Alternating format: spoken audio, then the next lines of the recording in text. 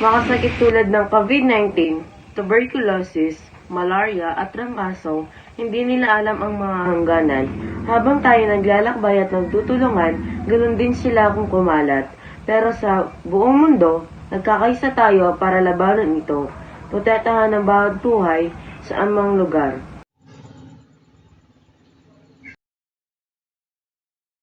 Dito sa atin, nararamdaman natin kung paano nakakaapekto ang mga nakakahawang sakit sa pamilya at komunidad. Sa ibang bansa naman, mas mahirap pa.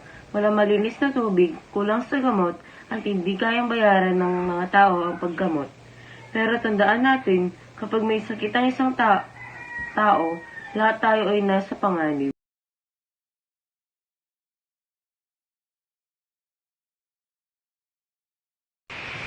Pero hindi tayo nagpapatalo. Una, ang mga bakuna. Sa tulong ng programa tulad ng Gavi at DOH dito sa Pilipinas, milyong-milyong taong mga nagpapabakuna mula sa polio hanggang sa COVID-19. Ngayon, 2 bansa na lang ang may polio sa buong mundo. Pangalawa, pag-monitor at mabilis na tugon. Kapag may bagong sakit o variant na natuklasan sa ibang bansa, agad na nagbabahagi ng impormasyon ang mga eksperto.